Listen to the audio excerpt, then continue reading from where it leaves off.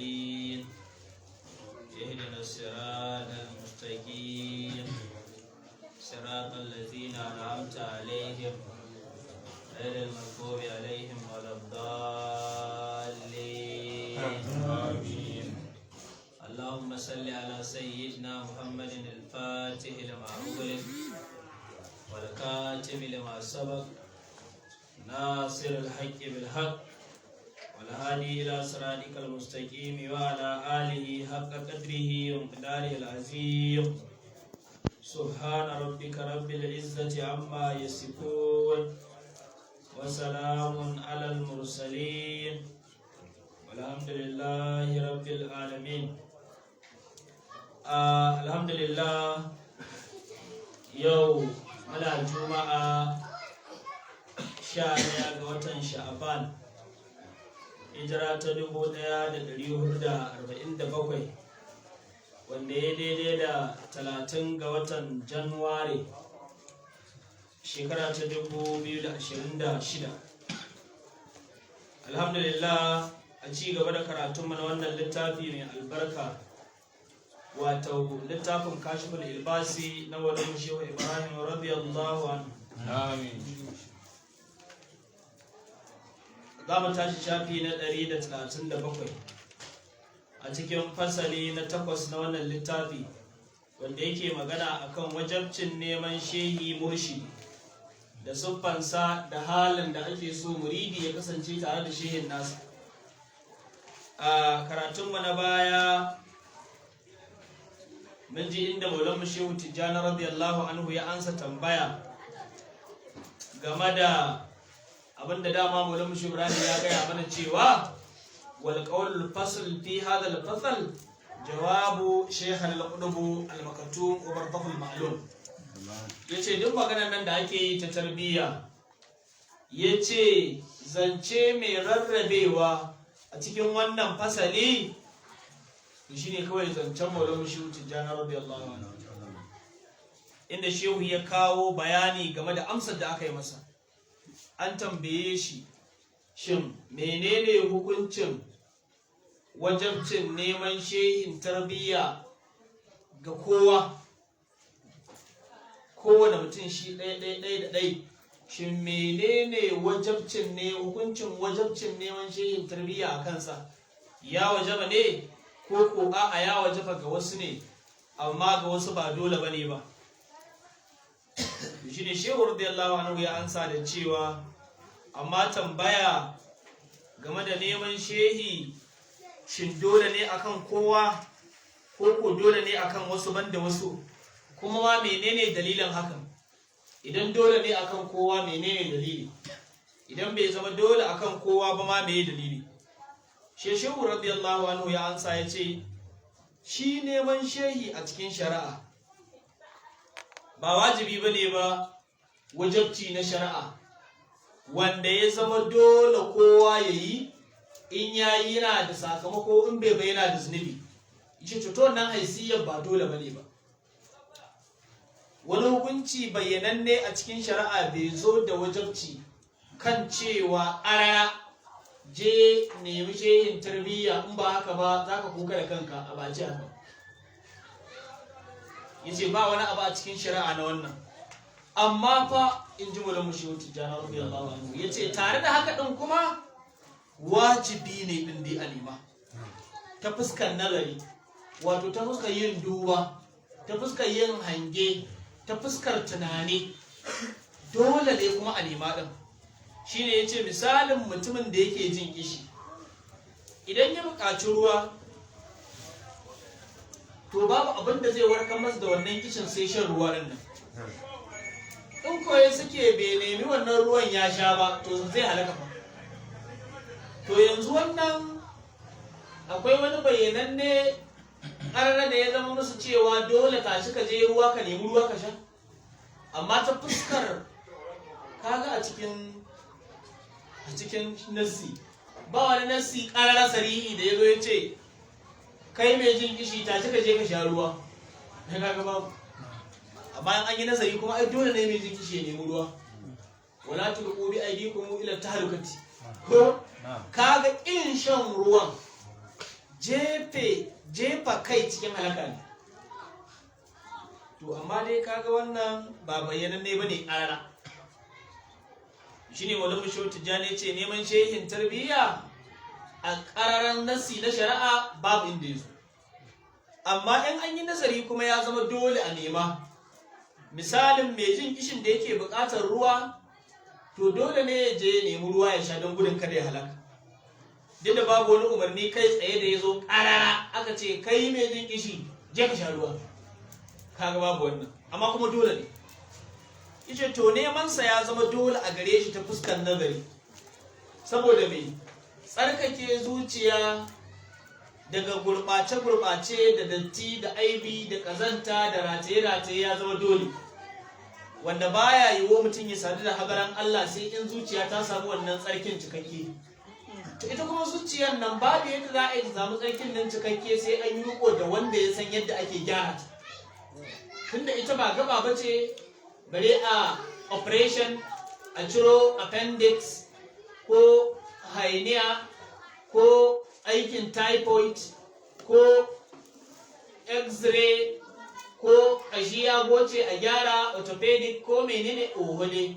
Ita zuciya duk tarin bala'an da ta tattara, to babu wannan irin likitan da zai je ya aiki don a kwakula wannan cutar ta a zahiri. Da za a ɗauko zuciya wanda ya fi kowa kafirci a duk duniya, a ce kai kafircin nan naka ya ishe mu ya yi yawa, ba ka da mutunci, bari mu kwantar da kai mu kwakula kafircin sai a fasa zuciya shi a operation. Ba abin da za a gani, abin da aka gani a zuciya shi aka ɗauko wanda ya fi kowa musulunci shi za a gani, iri ɗaya za a gani.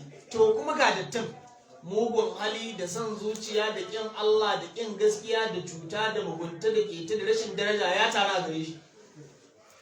To wannan ai abu cuta ce ai. To kuma gashi an fasa zuciyar bata. A su bangarorin abin da ya shahi halaye da gyaruwar su da bacin su an fasa zuciya ba a ganin su.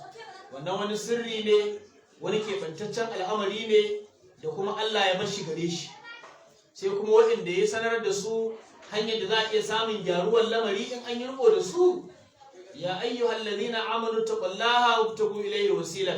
To idan an bi wannan hanyar, to shikenan sai a samu kuma yadda za a samu zuciya ta gyaru. Kada aflaha man zakkaha wa kada khaba man dassaha kenan. To man zakkaha din nan wanda zuciyarsa ke cike da datti da ɓaramɓata ma da wasa. To in an ce mai wane tsarkake zuciyarka ka babbanna ka dawo ka ba hanyar gaskiya, zai ce to shi kenan Allah ya daga yau hunde na bai iya. Sai a in ma an ƙaurace ma wasu, an samu nisantar manya-manyan kababiru, an ƙaurace an danne ta, to a cikin kwakule-kwakulenta da kwashe-kwashenta ba za ta daina kwaso kayamiya da wauta a cikinta ba. Za ta yi ta kawo abubuwa na banna da fasadi, kai don ma in ba ta yi wannan ba sai ta zanna akan niyoyi marasa kyau. Bari mu yi ko don ka a ce ba mu yi, bari mu bada don kada a ce ba mu alheri, bari kaza kaza. Mutum baya iya magance wa'annan bala'in na cikin kare. Sai sa su sahabbai Allah ya kara musu yadda ba irin sahabbai, saboda malam su hanyar da suka samu nasu ba wanda ya samu irin wannan sai su, wanda Allah ya masa arziki ya ga wannan jamala ta sayyidina Rasulullahi sallallahu alaihi wasallama, to maganin dukkan bala'i ce. Wanda ya ido da ido da shugaba alaihi salatu wassalam, to zuciyarsa za ta yi kyau, zai samu tsarki, zai samu haske, zai samu nutsuwa, zai samu shari'a, zai gane hanya, komai zai bayyana gare shi. To sai sa su a zamanin su ba wani maganar mutum ya ce na yi yuridi kaza, na yi tarbiyya kaza. A su da suke tare da tushen lamarin. Me ya kawo magana kuma a yi dariƙa, a yi kaza kaza, a yi kaza kaza. Ai su ma suna yin abin da ake yi a cikin dariƙa tun zamanin manzo Allah sallallahu alaihi wasallam. Menene dariƙa ne? Istighfari, salatin annabi da halala ba wani abu. Wannan shine dariƙa. To a ga yawa sahabbai wanda ko sallah suka gama zikiri ake yi. Hadisi ko muna gane juyawar mutane daga sallah ne a zamanin manzon Allah sallama ta hanyar zikiri. Idan aka gama sallah ya ta zikiri ana tasbihi da kajo to alama shikenan kuma an gama sallah. Aikin su jin zikiri, motsin shugaba sallallahu zama zikiri, tashi zikiri. Kana rasulullahi sallallahu alaihi wa sallama yazkurullaha fi kulli ahyani ko a gani to su sun samu duka wayannan gaba daya. To me neman zuciyar nan ta ta tsarki to fa baya da wata hanya da za ta iya samun wannan tsarkin, dole sai ya yi riko da waɗanda Allah ya tsarkake zukatansu kuma ya sanar da su hanyar da za a ba a tsarkake wasu. To ta nan haisiyar sai ya zama neman shehin tarbiyya ya zama dole. Wadda mu shehu Tijjani ya ci gaba da cewa ta fuskar nan ta nazari da aka yi ambata a cikin wannan abu da muka gabatar, cewa su mutane an halicce su ne don bautar Allah da kuma fuskantar hagaran Allah ta hanyar kawarce ma duk wani abu da ba Allah ba. Wannan a zuciya ne, ya zama cewa a cikin zuciyar mutum babu komi sai Allah, ba komi a cikin zuciyarsa, Allah kawai, ba komi sai Allah. Da wani kwashe-kwashe, da wani hayaniya, da wani huzuz, da shahawat, da ala'ir na zuciya, ba shi Allah kawai. Shi kuma muridi ya riga ya san abin da ke cikin zuciyarsa na jinki da rauni da wargi ga barin zabura zuwa ga hagaran Allah.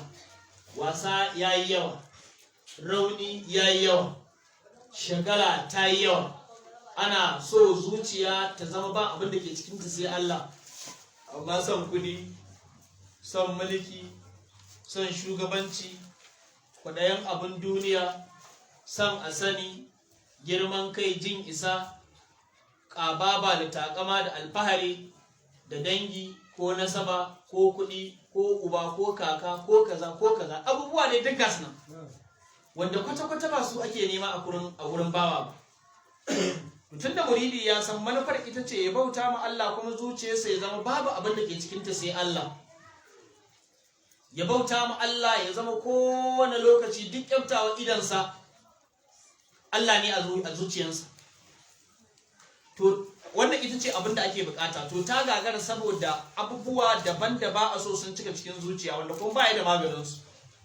To yanzu ya zai abin da ba a so ya zanna a gurin da ba a bukatarsa. To ko muridi ya san cewa abin da ake bukata a gare shi domin shiga hadaran Allah shine zuciyar nan nasa ta yi kyau, ya zama kuma yana cika haƙoƙa, yana cika ladubba na hadara, sannan ya samu shiga. Sannan muridi ya san cewa baya da wata mafaka, baya da matsera daga Allah. Inda ya zama ya yi biyayya ga zuciyar tasa da abubuwan da take so, ya fita daga barin Allah, to akwai mai tarbewa tsakaninsa da Allah. Yana cikin rudani, yana cikin gafala. To shine wanda Shehu Tijjani radiyallahu anhu ce to shi mutum ta wannan nazarin, ta wannan duba da fahimtar waɗannan bayanan, za a ga cewa ya zama dole gare shi ya nemi shehi kamili, wanda don murabbiyan kabiran nasiyan kamila irfani. To wajibi ne ya nemi shehi kamili domin ya sadar da shi, domin ya gyara shi, domin ya saita shi, domin ya wanke mai wannan dattin da zuciya shi. Ya ce to wannan wajabci ne na nazari. Ya ce al'amari ne wato da yake na ɗabi'a, ba ya a cikin umarni ƙara na shari'a, amma kuma yana nan ya zama dole. Yana nan ya zama dole. Abubuwa irin waɗannan a cikin shari'a suna da yawa. Ya ce domin babu abin da ya zo a cikin nassosi na shari'a sai wajabcin cika tsayuwa da haƙoƙan Allah na zahiri da baɗini ga dukkan kowa ta fuskar ibada, ga dukkan kowa, dukkan gabaki ɗayan bayi. Yace kun babu uzuri ga wani a cikin wato gazawa a cikin kawo innan haƙoƙa na zahirin yadda zai bauta ma Allah, dole ne. Kuma mutum baya da uzuri idan ya ce wallahi kai me yasa ka je kai ta wasa ne, baka tsaya ma Allah ba, baka tsaya ma gaskiya ba, kai ta barambata ma wallahi na yi bakin kokari na in dan samu in gyaru, to kuma san zuciya wallahi rinjaye ni, kwaɗayi kuma wallahi ya hana ni. Ya akwai matsala, babu uzuri a nan gurin. Sannan gazawar mutum ga barin gogayya da zuciyarsa ba zai zama masa uzuri gurin Allah ba. Me yasa ka sha giya, me yasa ka dinka yin ƙarya baka jin magana, me yasa kai kaza, wallahi na gaza ne, wallahi dan rauni ya cin mana, kuma dai naga ina dan kwaɗayi dai ban, kuma na kasa danna raina. To akwai matsala, akwai matsala. Dole ne zuciyar nan da ita ce take kunshe da gyaruwanta shine gyaran din lamara, bacin ta shine bacin din lamara. Dole ne a kausan yin za a gyara ta, dole ne. Idan an fahimci wannan zance na Maulana Shehu Tijjani radiyallahu anhu, za a fahimci cewa neman shehin tarbiyya ba wajibi bane ba, karara wajibi ne a ma'ana, a hakika, a fuskar nazari. Da dukkan wanda zuciyarsa take dauke da aiboba da na kasosa da kwashe-kwashe da kwaɗayi da son duniya da sauran datti na nafsu, to dole ne kawai je nemi yadda za a iya gyara ta domin cika umarnin Allah, don ya bauta ma Allah bauta tabbatatta ingantatta bisa haƙiƙa, sannan kuma ya samu shiga cikin hadaran Allah. Yace to babu wani abu a cikin shari'a sai wannan. Barin wannan zai iya kawo mutum uquba, wato barin tsayuwa da haƙoƙan shari'a na zahiri ba. Shi to wannan shine abin da ya tabbata a cikin shari'a. Amma babu wani shehi da ya zama dole mutum sai ya neme shi, sai shehin da zai koya maka yadda zaka bauta ma Allah, wanda ya san hakikanin al'amuran shari'a wanda ake nema a gurin bayi na umarni da hani da aikatawa da bari. Me Allah ya ce a yi, me Allah ya hana, me ake so ka yi, me ba a so ka yi. To wannan shine wanda ya wajaba ga kowa ya nema, ga dukan wanda yake da jahilci akan wa'annan umarce-umarce. Coyi to amma abin da ya wuce wannan na shehannai bai zama dole neman sa ba a cikin shari'a, sai dai ya zama dole a neme shi fuskar nazari, kwatankwacin misalin wanda yake mara lafiya, wanda illoli sun gajiyar da shi, rashin lafiya ya kifar da shi, masu magani sun gaza samar masa da lafiya ta kowace fuska, kuma ga lafiyar ta gagara a haƙƙinsa. To yanzu ya za a yi, zai zanna ne ko zai tashi dole je nemi magani da inda za a dace ne? A dole zai tashi je nemi magani. Zaka ji a lokacin ne zaka ji alhaji mai kuɗi yana cewa da abin da na mallaka a sai da shi, ni dai in samu lafiya, ko da ka tsari ne aka tarbe masa. Ce ni dai yanzu akan hitsarin nan a sai da komi da komi, kamfanin nan da daddaga su a sai da a samu dai fitsari ya fito, ko kuma a samu wato a rika yin tsuguno, ko kuma a samu wato kumburin cikin nan ya sace. Allah na da hanyar zira bayi da yawa malam. Wani lokacin sai a kama dan yatsa ɗan saitin kumban, an ga dama ma bangare ne na kumbai, billahi lazin aka taba shi dugo daidai da inda za a sa gero na kumbai, aka jefa wannan dan kankari, wallahi gaba ɗaya jikin ba zai ƙara lahiya ba. In ma mutum ya rikice da irin wannan ciwon, ka tambaye me ke mai ciwo, ya ce shi jijjikin shi gabaki ɗaya ba abin da yake ji sai tashin hankali. Ya Allah ne dan ke shi, Allah kai mana da dabi. Idan mutum ya shiga irin wannan zai ce ni yanzu ko me ma nake da shi a saida shi a samu dai a je asibiti a ko Allah zai sa a samu lafiya. To ai cututtukan da ke tattare a cikin zukatanmu ya fi wa'incan cututtukan da ke damun jikunanmu bala'i da musifa. Wannan cututtukan da suke a zahirin lamarin mu ba su raba mu da Allah.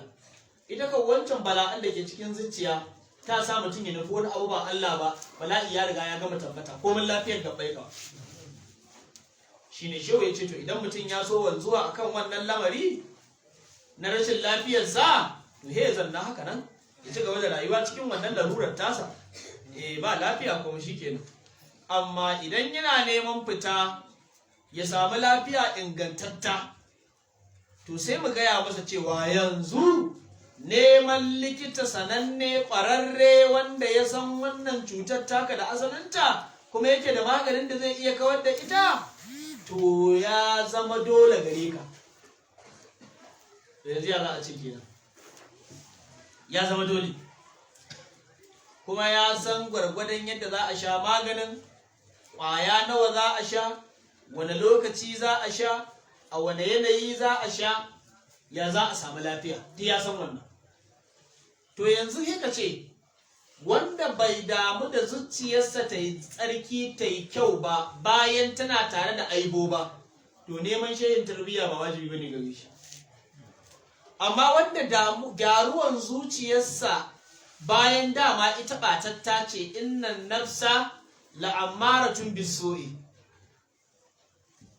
ko kada aflaha man zakkaha, to wanda ke so ya tsarkake ta dan nan ya samu babban rabo, to dole ne ya je ya yi nemi shehin tarbiyya wanda zai wanke sa, ya gyara shi, ya saita shi, ya dora shi akan hanyar da zuciyarsa ta samu lafiya. Shehu Abdullahi ya ci gaba da alhamdulillah, wannan shi ne ƙarshen zancen wadda mu shehu Tijjani in ta aminu bi lafzi.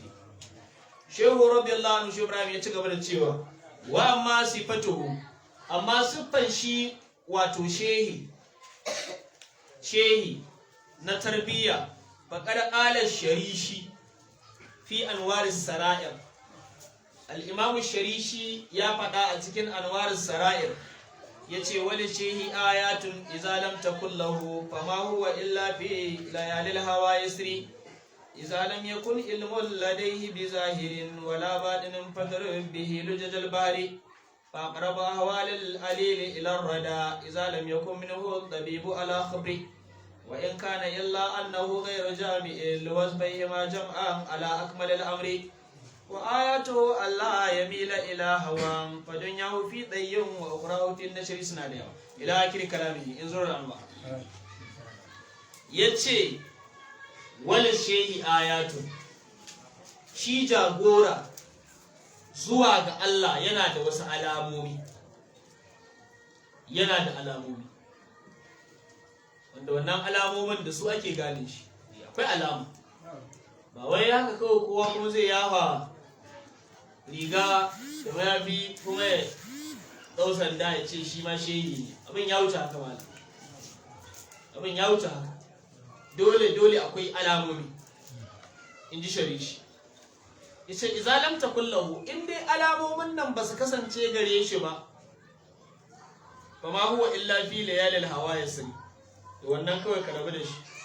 Ai bai zamba face kawai yana kai kawo ne a cikin dararen son zuciya, yana tafiya ne a cikin darare na son zuciya, babu abin da ke gabansa sai banna sai wasa sai shiriri. Shi yasa kaga duk wannan zancen kaga he yace idza lam yakun ilmun ladayhi bi zahirin wala batinin, kaga abu na farko kenan. To dan mu koma baya mana, ai goran mu Shehu Ibrahim dama ya ga ya mana radiyallahu anhu, ko ai ya ga ya mana tun a baya cewa ni fa duk wanda yake so ya kasance tare da ni a cikin halina, to he ya bi tafarki na a cikin ayyuka na da zantuttuka na. Sannan ya ga mana cewa cikakken wanda yake mai gaskiya cikin lamari, ingantacce akan saiti, shine wanda baɗininsa ya cika fal da ma'rifa, zahirinsa kuma ya tsare shi da kyau cikin bin shari'ar Allah. Babu abin da ke cikin zuciyarsa sai Allah, zuciyar ta sha ma'rifa ta, zahirinsa kuma tsaye yake akan shari'a. Majmu'ul Bahrain kenan, yaltaqiyan bainahuma barzakhun la yabghiyan, wato ya daidaita kafarsa tsaginsa na da dama yana tsaye cikin lamarin Allah, ya kare gabaki daya, ruhinsa bai jin komai cikinsa sai Allah mala, yana duban abubuwa daga Allah kawai ke kallo. Ɗaya tsaki nasa, ɗaya kafa tasa, ɗaya ɓangare nasa daidai da daidai, ɗaya bai rinjaye ɗaya ba. yana tsaya kan shari'a ne. Menene Allah ya ce ayi, me Allah ya hana, ya ina gaskiya kawai. Wannan fa ka ake so. Shine maganar Maulana Shehu Ibrahim radiyallahu anhu ko wato ya zama cewa ya zama majzubun salikun, tafiyayye ne cikin Allah, ƙararre ne cikin Allah a baɗininsa, zahirinsa kuma tsaye yake kan shari'a. To haka ake so a gashi. To wannan abin da Sharishi ya kawo rahimahullah a farko, dama Maulana Shehu Ibrahim ya gaya mana shi, har ma in ba a manta ba a nan baya kaɗan ya kawo mana zancen nan mashahuri na Imam Malik, wanda ya fahimci sha'anin shari'a amma bai fahimci sha'anin ma'arifa ba, bai fahimci sha'anin tarbiyya ba, wannan zai iya zama fasiki. Dan zai zo ya ta zagin bayan Allah, ya ta wulakanta su, ya ta ƙaryata su, ya ta musa musu, kamar zaka yana faruwa. Sai ga wani babban malami, babban shehi, jagora ya fahimci lamarin shari'a da kyau, daidai gwargwado Allah ya masa buɗi, amma saboda bai fahimci lamarin ma'arifa ba, bai fahimci lamarin tarbiyyar nan ba, sai kaga ya kafirta almajiran bayan Allah yake, ya zagi wannan, ya tabar da wancan, ya ta faɗa da wasu shehannai, ya ta cewa suna hallaka mutane, suna ɓata lamarin, duk ana ganin irin wannan. To wannan mai irin wannan abin bai zama yadda Shehu Ibrahim ke so ba, bai zama cikin gam da gam ɗin mutanen Shehu Ibrahim ba. Isnan laysa minni wala min al-tariqi fi shay'in majzubun lam yasluk wa salikun lam yajzub. Shi wancan mai wannan sifai, ko da ilimin shi na taba sama, ma damar ba shi da ma'arifa, ma damar yana ganin wanda yake akan sha'anin jazba a matsayin taɓaɓɓe ɓatacce halakakke, to ba za mu yi magana komi kan shi ba, amma dai baya cikin mutanen Shehu Ibrahim ya ce waɗannan mutane na ne, a baya ciki, bai cika sharadin shehu. Kuma dai Imam Malik ya ce faƙar ta fassaka, wannan kan zai zama fasiki, ya tara ilimi da yawa amma babu hasken ma'arifa a tare da shi, ya kuma zo yana faɗa da bayan Allah akan abin da bai san shi ba, bai fahimce shi ba, bai bi hanyar ba ko? Shi yasa kaga akan haka Maulana Shehu Ibrahim ya kawo mana isar nan da take cikin wannan tayi muna yawan magana kan ta ko? Isar wa ma? Imamu Sha'rani. Isar Imamu Sha'rani ba kuma ta ba shi. Isar Imamu Sha'rani ko? Da sauran misalai ne duk da aka babbaga. To dole ne wanda yake a shehin nan ya zama ya fahimci sha'anin shari'a da kyau. Shi fahimta sha'anin shari'a ba wai ana nihin ka kure komi cikin fahimta ba. A'a, ya zama dai kan da abin da ya zama wajibi na shari'a mutum ya san shi, yana kan kiyaye shi. Shi abin da ake nema. Sannan ya kuma zama wala baɗinin da ko sai kuma ilimin baɗini, shine ilimin marifa ɗin nan, shine ilimin tarbiyya ɗin nan. A'a, to yanzu kai malam, yanzu da Allah wanda bai je gari ba ya jagorance ka zuwa garin? Ai duk wanda bai je ba zai kai ka, ko dai ku ɓata tare ko ku gano yadda ake zuwa tare bayan kun ci makauya. To yanzu wani haka aka yi ba shi ya kai ka ba, wanda bai je ba bai iya kai ka, ko dai ku ɓata tare ko ku shiri tare ko ku ci wuya tare. Ai yaro baya ɗaukar yaro, in ji mai waka, sai dai rungumannin mu ba. To ya zama cewa ƙwararren masanan hanya ne, ita kuma wannan hanyar haɗarin da ke cikinta ya fi haɗarin shiga daji mai ɗauke da giwa da kura da zaki da damusa da kyarkeci da siyaki. Ta fi haɗari, ya fi.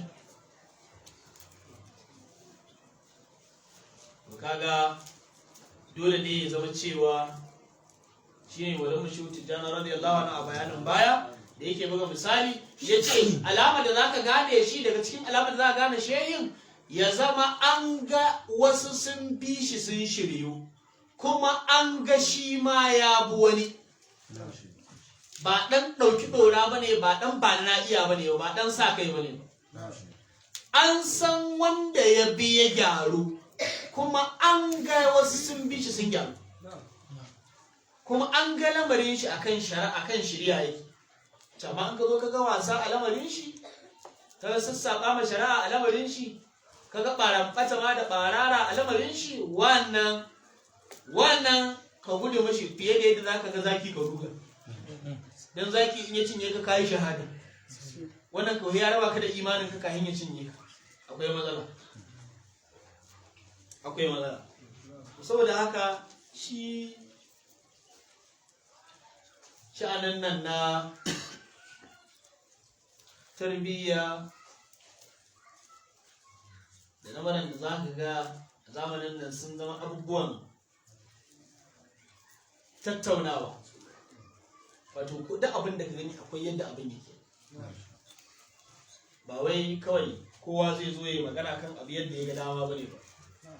Lamarin ɗariƙan nan ta shehu Tijjani ce, radiyallahu anhu, ɗariƙan nan shehu da shehu Ibrahim ce. Idan ana neman bayani akan kaya a tambaye mai su, shine zaman lafiya.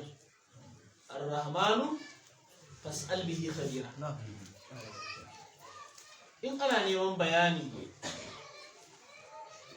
akan gari, a tambayi ɗan garin. Akan gida, a tambayi ɗan gidan. Akan kaya, a tambayi mai su. To wani bai da hurumin ya zo cikin sha'anin faidan shehu da kansa don ra'ayin kansa ya ɗaɗɗara abubuwa ya ce kaza ya yi daidai kaza bai ba. Shehu radiyallahu anhu bai mana nisa ba wallahi, kuma har duniya ta shehu ba zai ba duk wanda yake nufin Allah da gaskiya nisa ba, a ba zai nisa ba. Me ya gaya mana? Fanahaju sabili wa bihul liman hitada. Lamarin ƙararai bayyananne yake, yadda lamari na yake ƙararar bayyananne yake ga dukkan mai neman shirya. Ƙararai yake ya fi rana bayyana malam. Saboda haka kamar yadda shehu ya faɗi a farko kashiful ilbasin nan, in dai mutum so yake ya zama cikin mutanen shehu da kyau, to dole ne ya zama ya tsaya ma Allah da gaske, ya zama musulmi na ƙwarai, ya zama yana ɗariƙar tijjaniya, ya zama ya yi tarbiyya yana da jagora zuwa ga Allah. Duk manyan nan wanda muke ta kwaɗayinsu, muke ta sha'awarsu, suke ta burge mu, muke ta fatan samun alhairai da albarkansu, a wanda dan nan aka yi shi suka yi. Ko? Har ma mai gora da ya sha faida ya ƙoshi, yana to ba abin da zai gaya mana illa gaya mana gaskiya. Ya dan uwa kama tarbiyya ka samu rabu. Saboda ya san yadda lamarin yake sai ce wautar da ifan cikin takar ta sa ka tsaya. Ko? Wanda yanzu kuma wautar ce yake cewa ke sa sai a ce to a tsaya. Ai idan lamari ya damule ya lalace, aka rasa yadda za a shawo kan shi. Banna ta yawa. Babban maganin wannan bannan shine wai wannan abin da ake taɓanna kan shi ya za a yi a gano yadda gaske shi ta gidan a gyara ya. Sai a ce to kai duk mai neman tafarkin gaskiya shari'a kake nema kaza kake ni to zo ga yadda gaskiya abin take ka je yadda yake. Ai wannan ya fi zama hanya mafi kyau. Da ma masu hana tarbiyyar nan shiryar da muridai suka dinka yi zuwa ga shehannan da in sun je sun yi tarbiyyar gurin su daidai saiti ne. Ce to kai je kai tarbiyya kada ka je ka kawo wannan. Je ka yi gurin shekuwa ne lafiya launi. An jaraba an ga saiti ne. Tafiyar tana da kyau, a ba ka zo ka yi ta tarbewa ba. In ka tarbe su, ka hana su je su nemi saduwa da Allah, ba za ka hana shaitan ya girbe su ba wallahi. Wallahi a zamanin nan in baka tura matasa zuwa ga Allah ba, wallahi ka tattarbe su, ka zo kana ta wani blokin ɗinsu, zukatansu ba su a hannunka, lamarinsu baya a hannunka, bayan Allah ne ka tura ma Allah bayan shi. Ko walan matuƙas dfihim an asuqahum ila hadratul barr raufu ilahina, ka tura ma Allah mutanen shi kawai malam.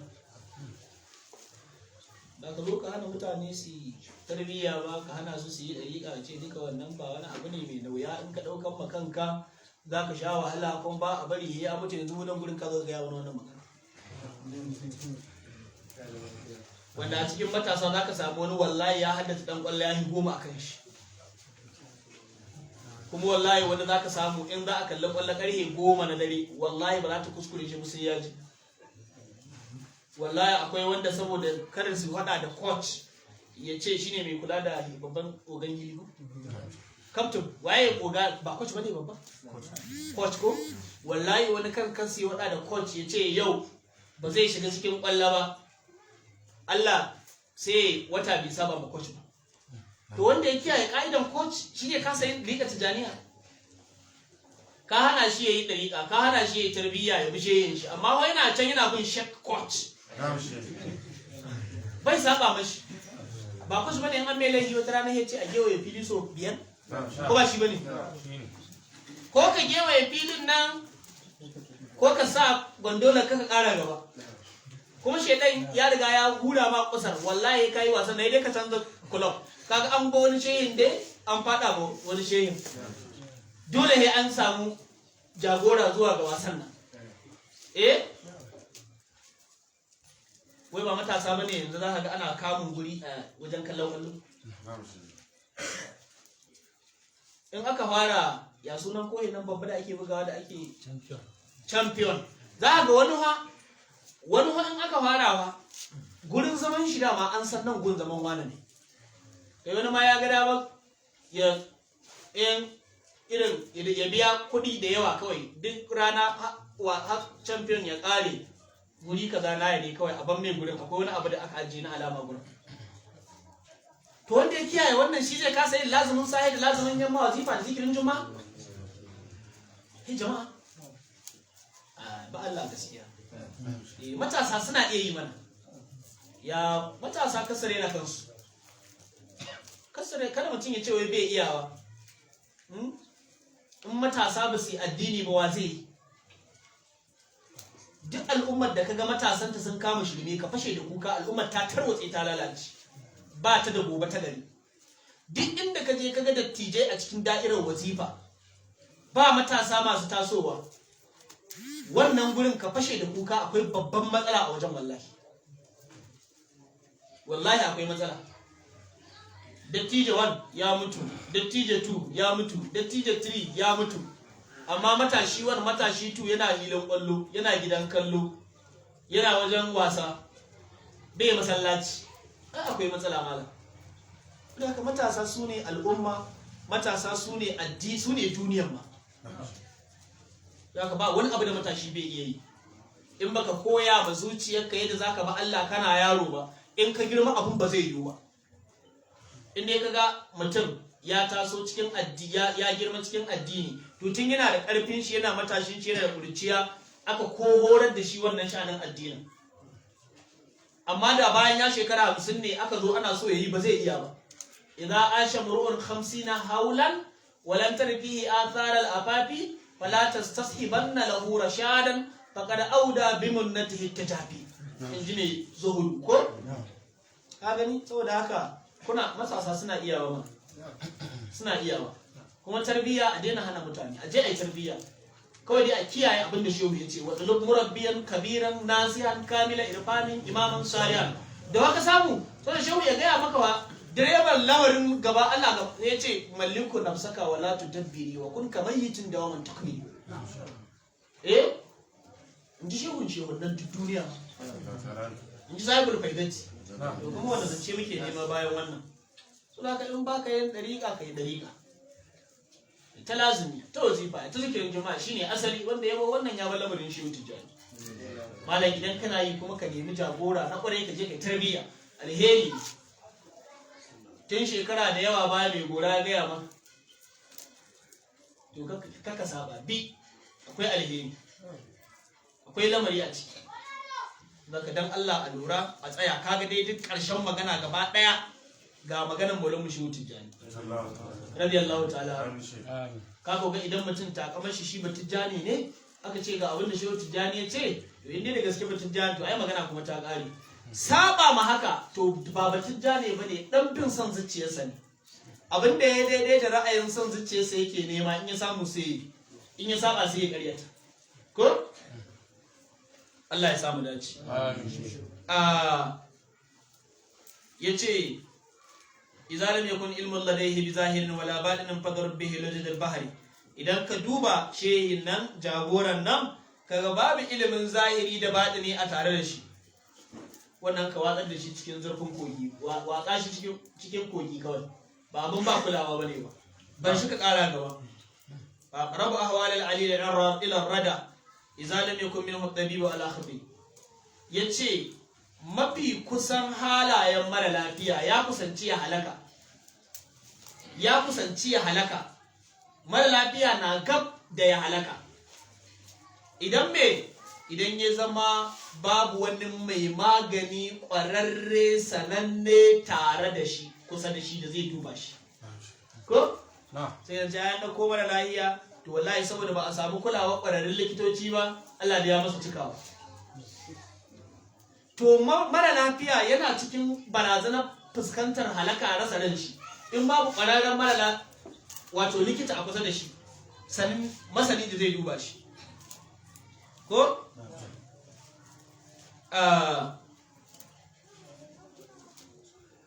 yau na so ne karatun nan ne koda na minti 30 ne saboda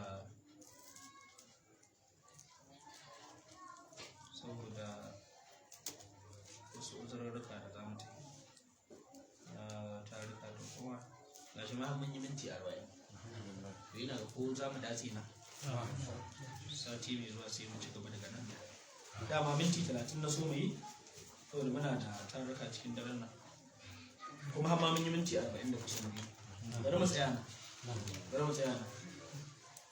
tsaya nan dama dai abinda na kaddara shine wayannan baitukan su zama su ne karatun nan to bari mu tsaya sai mu ci gaba daga nan subhanallahi wa bihamdihi la ilaha illa anta astaghfiruka wa atubu ilayk Allahumma salli ala sayyidina Muhammad al-Fatih lima